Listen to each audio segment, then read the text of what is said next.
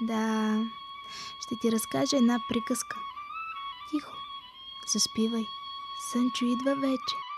С него ще отидете някъде, много години назад, на нашата планета Земя, на нашия континент Европа, в моята родина, България.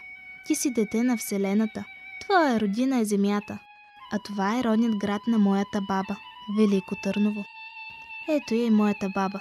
Тук тя е ученичка в професионалната гимназия по туризъм доктор Васил Берон. А това е учебната компания на моята баба. Казвала се е така, защото като всички деца и те са мечтали, сънували успехите си. Били трудни години, които накарали младите хора да мислят не само за своето бъдеще, но и за бъдещето на своя град, на своята родина. А родината им била създадена от преди повече от 1300 години. Усмихваш се. Да, сега сме 2133 година.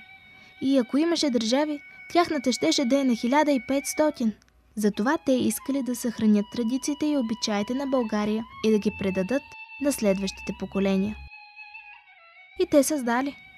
На това кръгло метално нещо, тогава го наричали компакт диск, те съхранили 10 празници на своята родина. Превели ги и на английски език, за да разкажат как празнува българския народ на целия свят. Много хора от различни страни гледали диска, плакали и се радвали.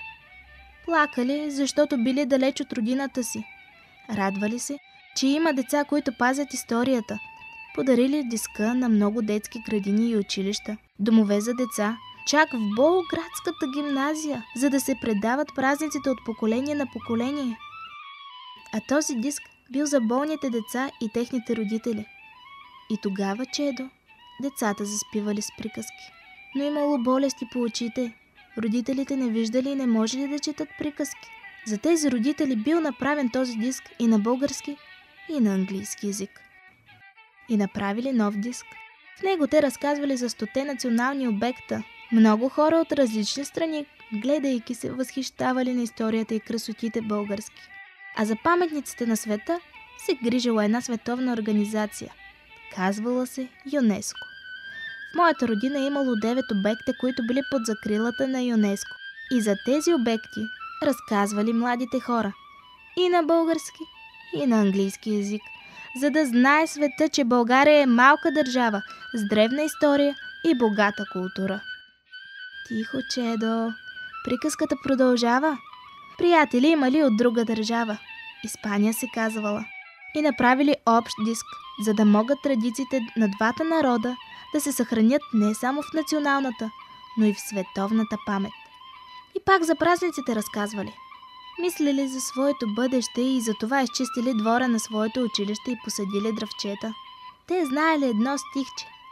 Бяла спретната каштурка с 2 лепи отпред. И затова на входа на училището си посадили 2 лепи, да след време аромата им да се разнася из града. Обичали своето училище, затова те подарявали много повече от необходимото. Обичали своята родина, затова обикаляли историческите и забележителности. Така се раждали идеите им за следващите им продукти. Ти спиш вече, чедо. Пътувай в страната на Сънчо с приказката на младите боляри. Те живели някога преди много години, но знаели, че чрез техния труд историята на родината им, на света, ще стигне и до теб.